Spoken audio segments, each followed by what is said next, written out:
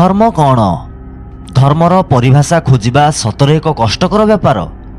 दुनियार विभिन्न देश में विभिन्न मान्यगण्य विद्वान व्यक्ति धर्मर परिभाषा को अलौकिक, दिव्य एवं पराप्राकृतिक तत्व हिसाब से व्याख्या करिथांती। सेमानंकर एही दृष्टिकोण सहित अधिकांश लोक सहमति प्रकट करिथांती। अन्य किछि विद्वानक मतरे आध्यात्मिक अथवा दिव्य तत्व को मानिबा एवं ताहाकु ही जीवनर आदर्श मार्ग बोली मानि चलिबा धर्म को अन्य गतिविधि ठारू भिन्नता प्रदान करुछि। आमे एइठी सेही बळी भिन्न मत पोषण करुथुबा किछि विद्वानक विचार उल्लेख करिबा। एनसाइक्लोपीडिया ऑफ रिलीजन पुस्तक रे आर.बी. टेलर कहिसंती दिव्य शक्ति मानकर अस्तित्व उपरे विश्वास करिबा हेउछि धर्म।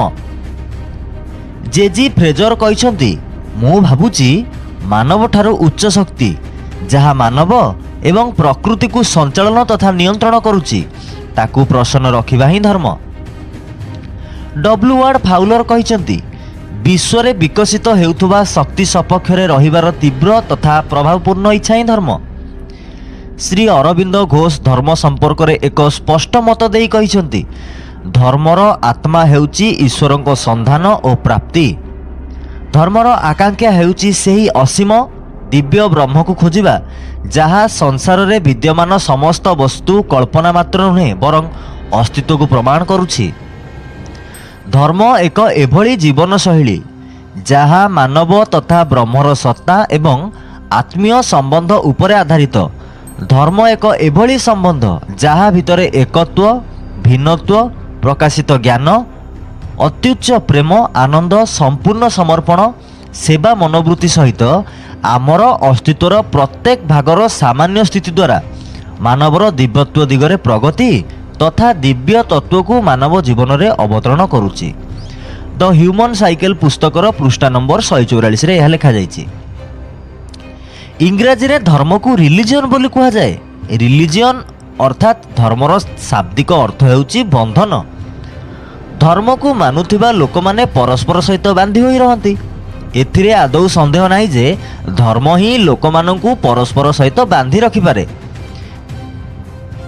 विशेषकर जेतेबेले अन्य धर्मर लोक माने आक्रमण करती सेतेबेले आहुरी बेसी एही बंधनर दृढ़ता देखिबाकू मिलिथाए। आज विश्वर मानव समाज बहुधर्मीय होइथिबारु धर्मर बंधन स्पष्ट भावे प्रमाणित हेउछि। धर्मर आउ एक उद्देश्य हेउछि भगवानक ठारू दूरे जाउथुबा संदेही भक्त मानकु एक सूत्र रे बांधी रखिबा। एकेश्वरवादी समाज रे आमे एहा मुख्यतः देखिबाकू पाऊ। धर्मर विशेष क्षेत्र हेउछि पारलौकिकता एवं अलौकिकता। सेथिपाई आमे देखिचु धार्मिक प्रवचन रे स्वर्ग, नरक, ईश्वर, देवदूत, मोक्ष, पुनर्जन्म, आत्मा, परमात्मा आदि संपर्क रे ही बेसी चर्चा होई थाए।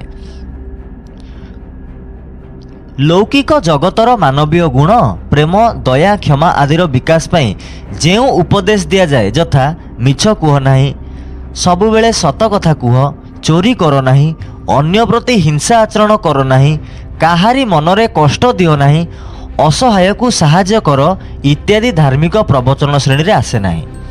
एहा हेउची समाज विज्ञान। किंतु एही सबु उपदेश गुडी को जदि धार्मिक ढंगरे कुहा जिवो यथा चोरी कले पाप हेबो, भगवान तुमको दंड देबे, हिंसा कले तुमे नरक को जीव, तुमको मोक्ष प्राप्त हेबो नाही, तेबे धार्मिक उद्देश्य पूरण पाई प्रवचन को धर्मर एक बाह्य अंग रूपे स्वीकार करा जाई परिबो। केतक भारतीय विद्वान कहती रिलीजियन एवं धर्म एका विषय नुहे, कारण रिलीजियन परलोक केंद्रित विचार एवं धर्म इहलोक और परलोक उभय क्षेत्र विचार। यह एक प्रकार सत कथा।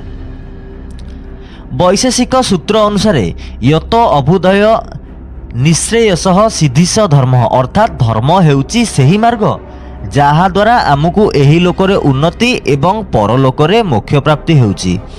आउ किछि विद्वानकर मतरे निजर कर्तव्य ही धर्म। निजर संप्रदाय संपर्क रे तैयारी होइथिबा कर्तव्य विधिर संपादन को मध्य धर्म कहा जाए। अर्थात ब्राह्मण, क्षत्रिय, वैश्य और शूद्रक धर्म भी अलग अलग हेबो। मनीषर विभिन्न बयस अनुसार भी धर्म अलग हेबो यथा पिला बेले विद्यार्थी धर्म, युवक बयस रे गृहस्थ धर्म, वृद्ध बयस रे बानप्रस्थ धर्म, जे कौनसी बयस रे सन्यासी धर्म। ସନ୍ନ୍ୟାସୀମାନଙ୍କର ବି ଏକ ଅଲଗା ଧର୍ମ ଥାଏ। ଆମେ ଦେଖିଛୁ ଭାରତରେ ସର୍ବମାନ୍ୟ ଧର୍ମଗ୍ରନ୍ଥ ବୋଲି ଗୋଟିଏ ଧର୍ମଗ୍ରନ୍ଥ ନାହିଁ। ଅନେକ ଧର୍ମଗ୍ରନ୍ଥ ଥିବାରୁ ସେଥିରେ ଧର୍ମ ବିଷୟରେ ବି ଅନେକ ମତ ପାର୍ଥକ୍ୟ ଦେଖିବାକୁ ମିଳୁଛି। କିଛି ପଣ୍ଡିତ କୁହନ୍ତି ମହାଭାରତରେ ସ୍ଥିତ ବିଭିନ୍ନ ପ୍ରାଣୀଙ୍କ ସ୍ୱଭାବ କିମ୍ବା ମୂଳ ପ୍ରବୃତ୍ତି ଏକ ଏକ ଧର୍ମ। ଠିକ୍ ସେହିଭଳି ପ୍ରତ୍ୟେକ ପ୍ରାକୃତିକ ବସ୍ତୁର ଧର୍ମ ଅଲଗା। ପାଣିର ଧର୍ମ ଠାରୁ ନିଆଁର ଧର୍ମ ଅଲଗା। ବାଘର ଧର୍ମ ଠାରୁ ଗାଈର ଧର୍ମ ଅଲଗା। କେତେକ ବିଦ୍ୱାନଙ୍କ ମତରେ ଯେଉଁ କାମ ଦ୍ୱାରା ସୁରକ୍ଷା ଓ ସଂରକ୍ଷଣ ମିଳିପାରୁଛି ସେହି କାମକୁ ସୁଚାରୁ ରୂପେ ସମ୍ପାଦନ କରିବା ହେଉଛି ଧର୍ମ। ସମାଜର ବିଭିନ୍ନ ପଦବୀରେ ବସିଥିବା ବ୍ୟକ୍ତିଙ୍କ ଧର୍ମ ବି ଅଲଗା ଅଲଗା, ଯଥା ରାଜାଙ୍କ ଧର୍ମ, ପ୍ରଜାଙ୍କ ଧର୍ମ, ପତିଙ୍କ ଧର୍ମ, ପତ୍ନୀଙ୍କ ଧର୍ମ, ପିତା ମାତା ପୁତ୍ର କନ୍ୟା ଭାଇ ଭଉଣୀ ପଡ଼ୋଶୀଙ୍କ ଧର୍ମ କିମ୍ବା କର୍ତ୍ତବ୍ୟ ଅଲଗା ଅଲଗା ହୋଇଥାଏ। ଧର୍ମର ଆହୁରି ଏକ ବିଭାଜନ ହେଉଛି ସାଧାରଣ ଧର୍ମ ଏବଂ ଆପଧର୍ମ।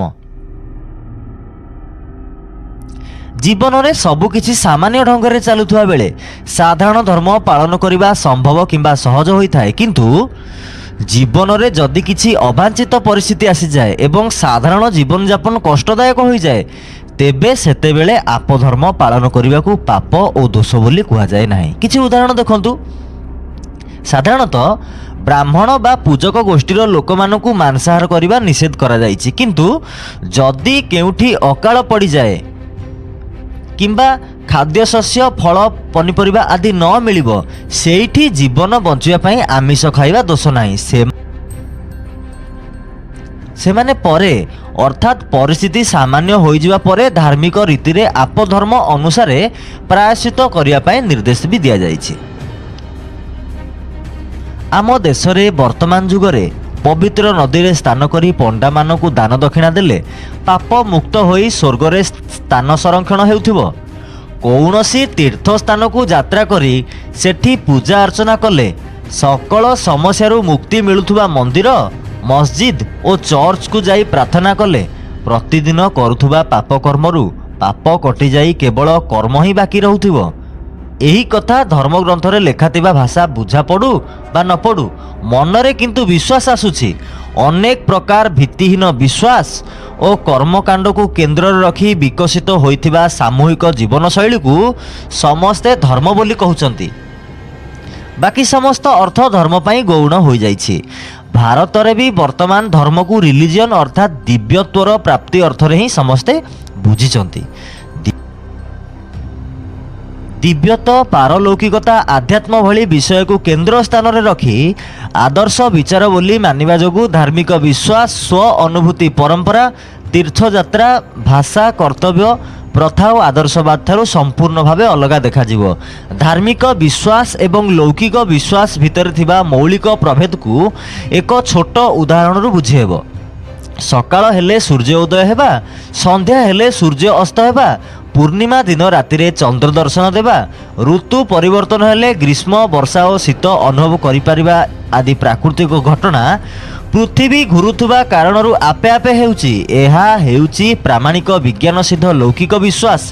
ଏଥିରେ କାହାରି ସନ୍ଦେହ ନାହିଁ। କିନ୍ତୁ ଧାର୍ମିକ ବିଶ୍ୱାସ କହୁଛି ସୂର୍ଯ୍ୟ ଉଦୟ ହେବା, ଅସ୍ତ ହେବା, ଖରା, ବର୍ଷା, ଶୀତ ଆସିବା ସବୁକିଛି ଈଶ୍ୱରଙ୍କ ଇଚ୍ଛା ଅନୁସାରେ ମାନବ ଜାତିର ମଙ୍ଗଳ ପାଇଁ ହେଉଛି।